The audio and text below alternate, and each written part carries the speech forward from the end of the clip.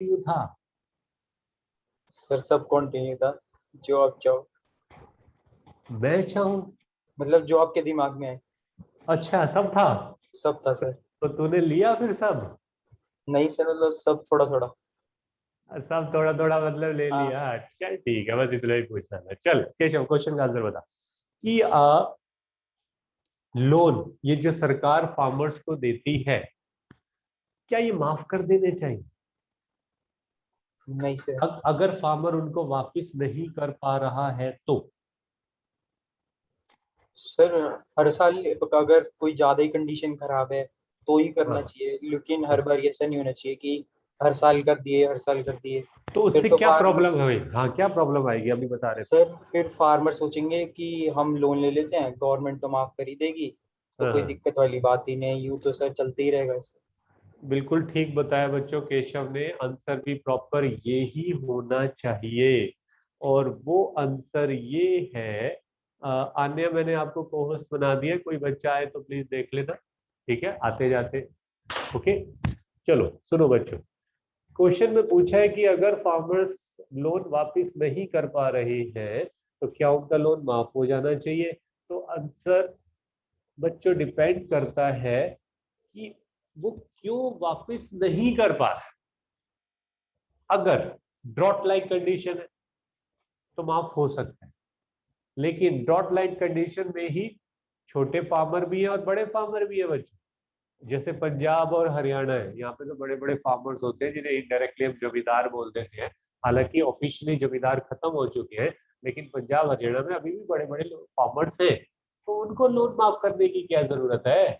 छोटे छोटे लोग फार्मर्स का लोन माफ करो। ठीक। दूसरी चीज, अगर आप मान लिया पहले साल ड्रॉट, दूसरे साल ड्रॉट, तीसरे साल ड्रॉट चल ही रहा है, ये तो चलो समझ आता है। लेकिन अगर सरकार वोट बैंक के लालच में, बच्चों ये इंपॉर्टेंट पॉइंट है, वोट बैंक के लालच में ना हर 5 साल बाद इंडिया में इलेक्शन होती है, तो आप जानते हैं। ठीक है। अगर सरकार वोट बैंक के लालच में ये लोन माफ कर रही है तो ऐसा बिल्कुल नहीं होना चाहिए छोटे फार्मर के लिए। रीजन ये है कि अगर उसको पता है यार हर 5 साल बाद इलेक्शन तो आना ही है, 2-3 साल तो ऐसे ही मैं निकाल दूंगा, 2-3 साल में दूंगा नहीं, उससे क्या होगा कि सरकार आएगी और उसने तो कहा हमें वोट दो, हम आपका लोन माफ करेंगे।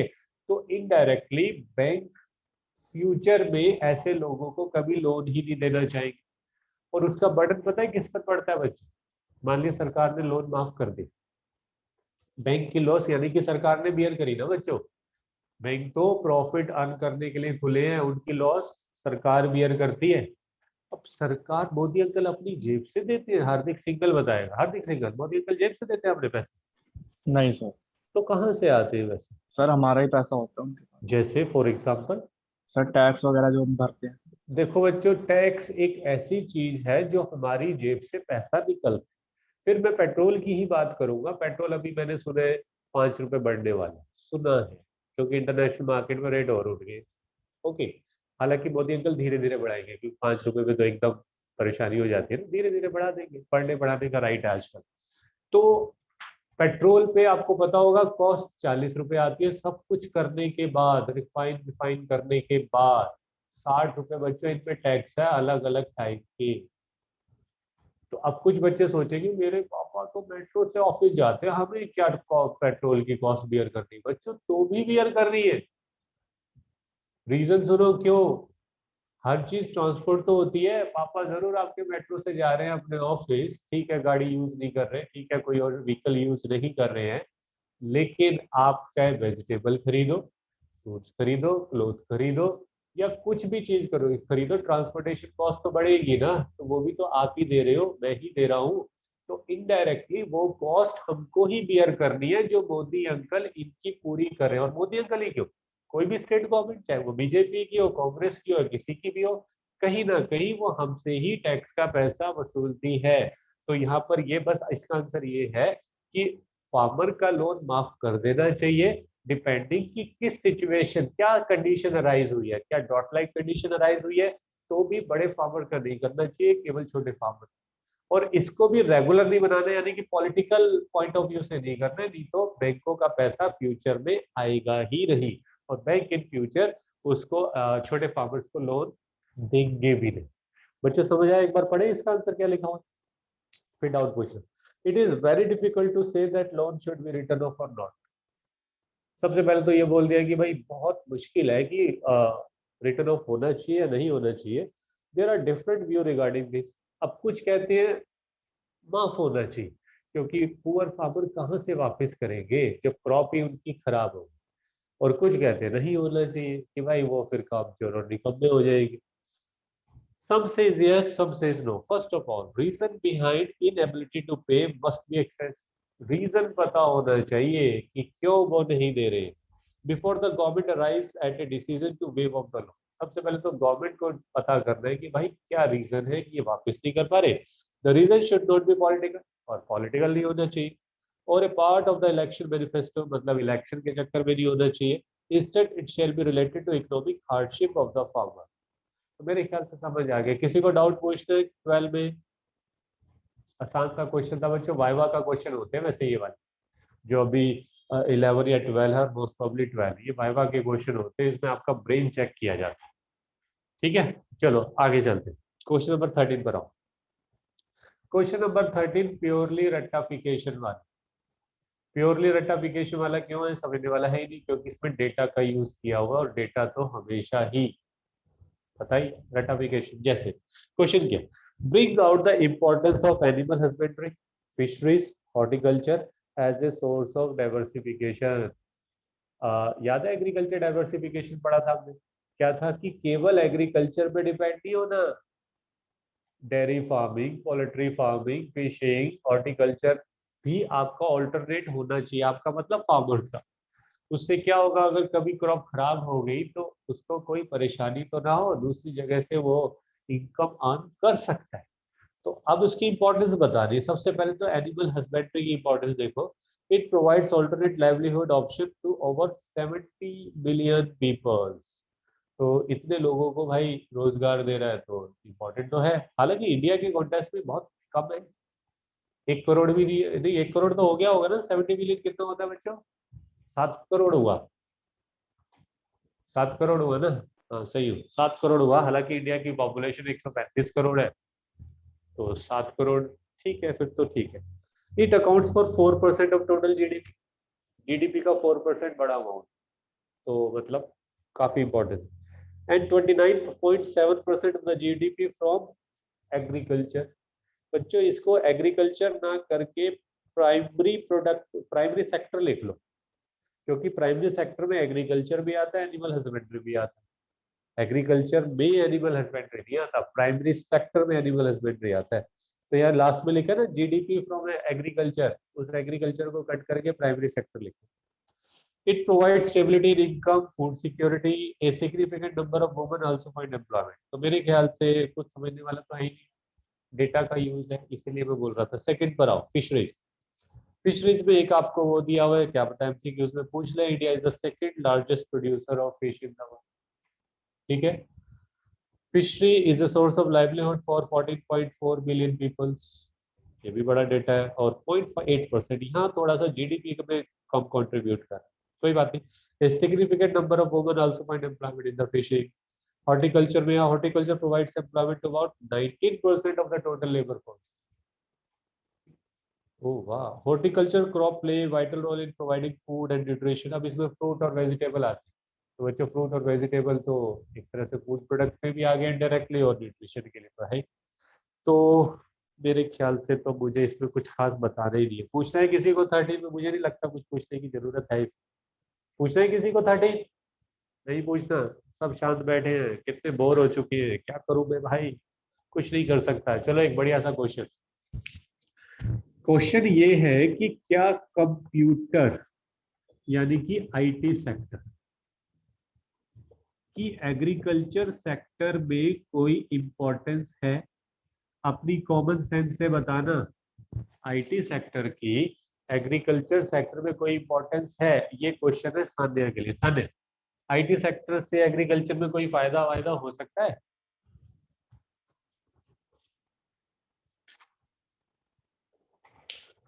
बोलो भाई।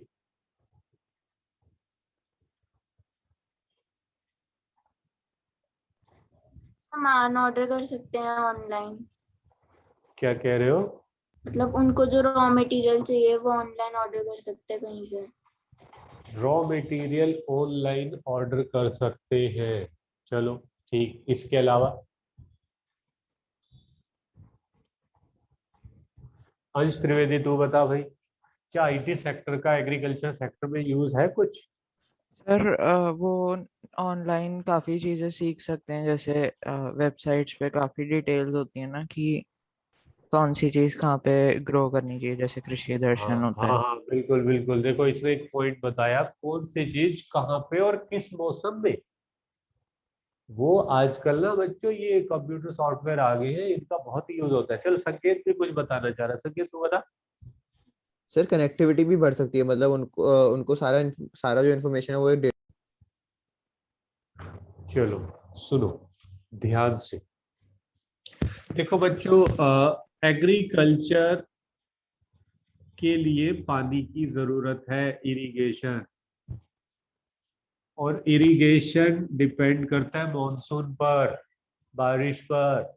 और मॉनसून डिपेंड करता है हमारे मेट्रोलॉजिकल, यही तो बताएगा भाई कब कब बारिश आने वाली है, मेट्रोलॉजिकल डिपार्टमेंट पे। हालांकि कई बार सही होते हैं ये, कई बार गलत हो जाते हैं।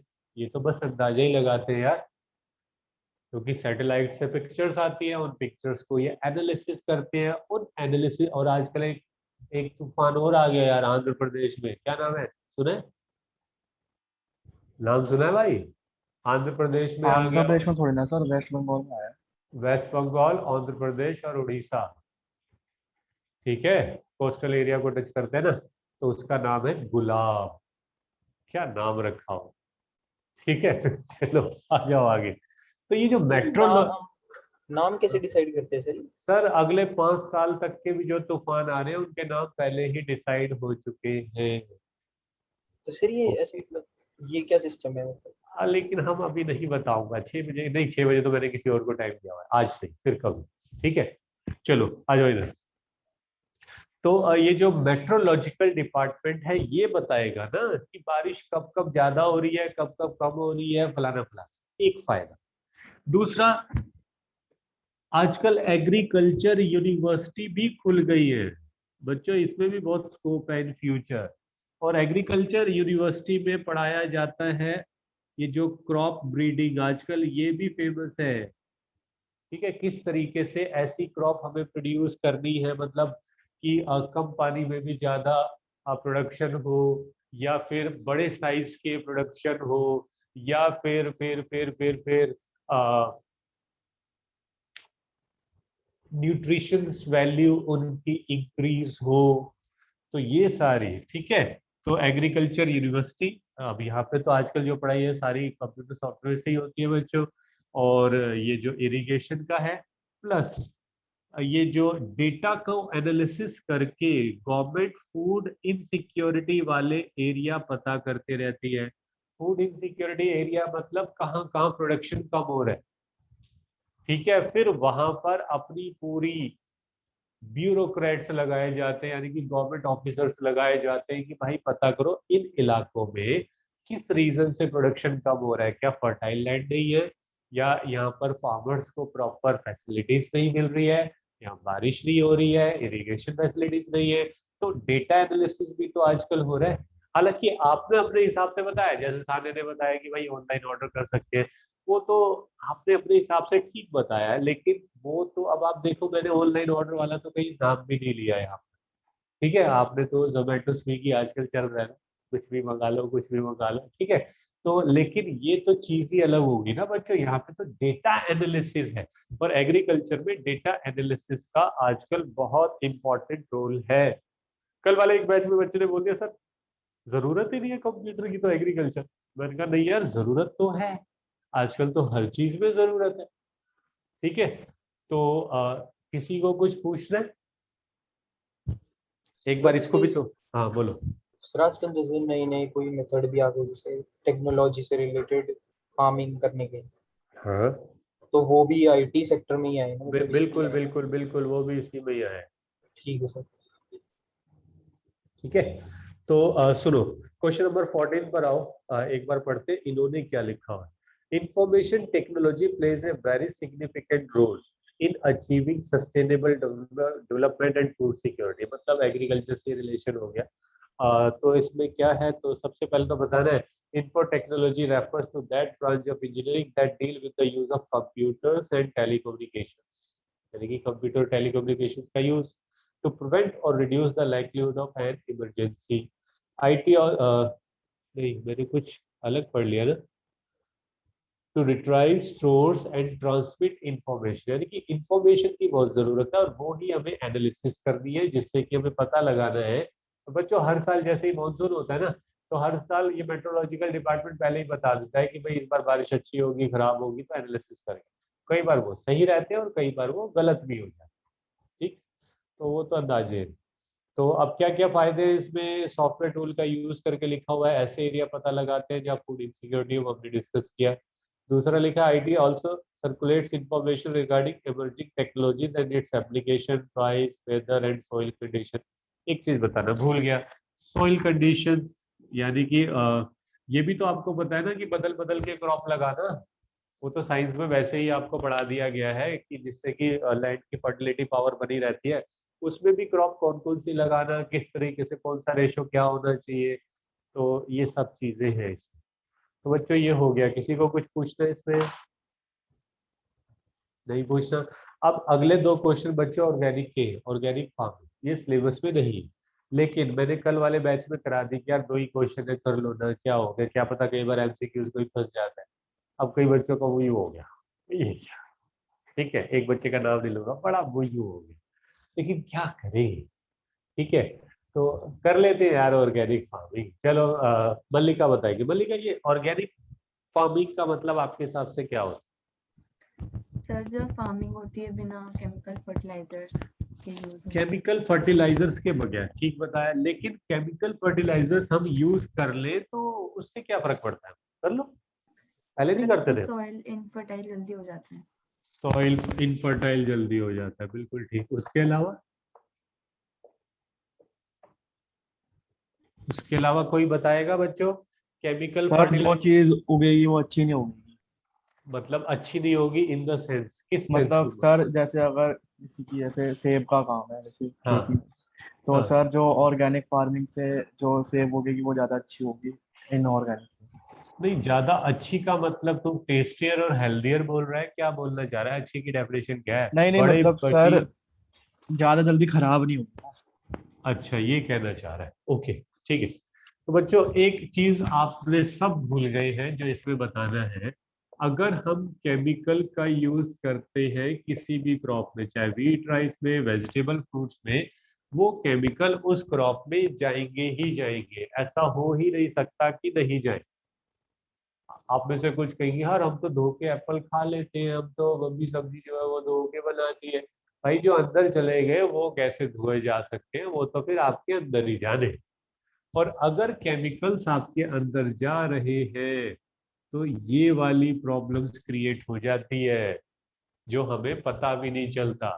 कईयों का सुना होगा ना, यार वो तो बड़ा बंदा सीख है यार, वो तो ना कुछ खाना ना पीना, केशव सही कह रहा हूँ ना, ना कुछ खाना ना पीना, और कैसे हो गया ये? तो बच्चों इसका एक रीजन ये भी होता है जो हमें पता ही नहीं। तो ये चीजों के कारण आजकल जो कंसेप्ट फेमस हो गया है वो है ऑर्गेनिक फार्मिंग, यानी कि केमिकल्स का यूज कम से कम या नहीं करें। और फिर किस चीज का यूज करें? ये जो काउ डंग, मैन्योर वगैरह यूज करें, ये करें जो कि हमारे पुराने लोग करते थे। बस इसमें एक प्रॉब्लम, प्रोडक्शन ज्यादा नहीं होता, क्योंकि केमिकल्स का यूज करके प्रोडक्शन हम बढ़ा सकते हैं। ग्रीन रेवोल्यूशन में था ये बच्चों कि better quality of seeds, fertilisers, non fertilisers का मतलब केमिकल फर्टिलाइजर से ही है। ग्रीन रेवोल्यूशन का जो हमने मीनिंग पढ़ा था, का यूज करके प्रोडक्शन ट्वाइस थ्राइस बढ़ा दें, और हमने बढ़ाया भी। लेकिन एक पॉइंट के बाद हमें पता चलने लगा, और हमें क्यों पता चलने लगा? पहले यूरोप वाले करते हैं, वो तो पीछे हट जाते हैं जैसे उन्हें पता चलता है गड़बड़ हुई। हम करते हैं 1966 से 69 में हमने ग्रीन रेवोल्यूशन किया, आज तक हम केमिकल का यूज छोड़ ही नहीं पा रहे हैं, क्योंकि हमें लालच होता है। हमें का मतलब फार्मर्स को लालच होता है, यार प्रोडक्शन बढ़ाना है, मार्केट में ज्यादा बेचेंगे, पैसा ज्यादा मिलेगा, उन्हें क्या मतलब किसी को कोई कैंसर हो या कुछ भी हो, लेकिन ये तो सरकार को देखना है ना। तो ऑर्गेनिक प्रोडक्ट्स को फेमस करना चाहिए। तो ये ऑर्गेनिक फार्मिंग एक बार पढ़ लेते हैं क्या चीज। Organic farming is a system of farming that relies upon the use of organic input for cultivation. Animal manures and compost are the basic organic inputs. ये समझ आ गया। It discard the use of chemical input, ये आपको समझ आ गया है, like chemical fertilizers, insecticides, pesticides. However, it need to be noted, एक line ध्यान से नोट करना, that केवल ये नहीं है कि chemical fertilizer यूज ना करें, it's not organic farming, rather it is a system of farming that focus on maintaining soil है। इसको अंडरलाइन कि कुछ लोग समझते हैं बच्चों, असर्शन और रीजनिंग में भी तो आ सकते हैं ऐसे क्वेश्चन कि ऑर्गेनिक फार्मिंग का मतलब केवल ये कि केमिकल का यूज कम से कम, वो तो है ही है, प्लस यहाँ पर ये भी है सोइल हेल्थ को भी मेंटेन रखना, so that farming becomes a long period. ये मल्लिका ने बताया था, अगर सोइल की हेल्थ मेंटेन नहीं रहेगी तो धीरे धीरे सॉइल इनफर्टाइल होता जाएगा, उससे क्या होगा, वो बैरन लैंड बन जाएगा, जिससे कि फ्यूचर में कंट्री को, फार्मर को दिक्कत हो सकती है। तो बेटर है ना वो हम सिचुएशंस आने ही ना दें। तो ये था बच्चों ऑर्गेनिक। अब फटाफट जल्दी जल्दी बेनिफिट्स और लिमिटेशन कर लेते हैं और हम अपना मनी चैप्टर शुरू करें। ठीक है, वहां पे भी मैंने मनी चैप्टर शुरू करा दिया, बस एक क्वेश्चन लाया था मनी का, मैंने टाइम वेस्ट नहीं किया बच्चों। तो लास्ट क्वेश्चन है बेनिफिट्स और लिमिटेशन। सबसे पहले तो एनवायरमेंट फ्रेंडली, जब केमिकल का यूज कर ही नहीं रहे हो तो एनवायरमेंट फ्रेंडली तो हुआ ना। सस्टेन सॉइल फर्टिलिटी, वो हमने डिस्कस कर ही लिया, क्योंकि ज्यादा केमिकल के यूज से सॉइल इनफर्टाइल हो जाता है, तो सॉइल फर्टिलिटी बनी रहती है। Discard the use of non renewable resource, बच्चों ये जो भी केमिकल्स हैं ये कहीं ना कहीं पेट्रोल बेस्ड होते हैं और ये नॉन रिन्यूएबल रिसोर्स में आते हैं, तो हम यूज नहीं कर रहे इनको। और टेस्टियर और हेल्थियर फूड, अभी एक बच्चे ने बोला कि क्रॉप अच्छी होती है, अच्छी को वो डिफाइन नहीं कर पा रहा था, अच्छी का मतलब टेस्टियर और हेल्थियर भी होता है, ठीक है। और इकोनॉमिकल फार्मिंग क्यों है, क्योंकि अब महंगी चीजें तो यूज हो नहीं रही, H5P सीड्स यूज नहीं हो रहे, केमिकल फर्टिलाइजर्स यूज नहीं हो रहे, तो यूज क्या हो रहा है, पाउडर यूज हो रहा है, मैन्योर यूज हो रहा है। भाई ये तो फ्री ऑफ कॉस्ट में मिल जाती है कई बार, ठीक है, तो सस्ता भी पड़ता है, और लास्ट है एम्प्लॉयमेंट तो मिल ही रही है। और आजकल ऑर्गेनिक प्रोडक्ट बच्चों बहुत फेमस हो चुके हैं, कुछ लोग तो मंगवाते ही घर में ऑर्गेनिक प्रोडक्ट्स है, जिससे कि चाहे महंगे मिल रहे हैं कोई दिक्कत नहीं है, लेकिन वही पैसा डॉक्टर को तो ना जाए, वो हॉस्पिटल में तो कई लाख के बिल ना भरो, वो ज्यादा चले। लेकिन इंडिया में ना बड़ी चोर बजा रही है यार, लोग ऑर्गेनिक प्रोडक्ट बोल के नॉन ऑर्गेनिक प्रोडक्ट चेप देते हैं, अब हमें क्या पता वो ऑर्गेनिक है या नॉन ऑर्गेनिक है, हम तो विश्वास पे ले लेते हैं। तो इंडिया में तो बड़ी चोर बजा रही है, लेकिन क्या कर सकते हैं, ठीक है। चलो आ जाओ लिमिटेशन। लिमिटेशन भी ये है कि भाई प्रोडक्शन कम होता है। क्यों प्रोडक्शन कम होता है, केमिकल का यूज करनी, केमिकल ही तो प्रोडक्शन को ट्वाइस थ्राइस बढ़ा देते हैं, प्रोडक्शन का यूज कम, फूड लाइफ शॉर्टेज है, जल्दी खराब हो जाते हैं क्योंकि यहाँ पर केमिकल यूज कम हो रहा है। लेस पॉपुलर नहीं है, फार्मर क्यों करेगा भाई, क्योंकि उसका प्रोडक्शन तो कम हो गया ना, उसको माल बेच के पैसा कम मिलेगा।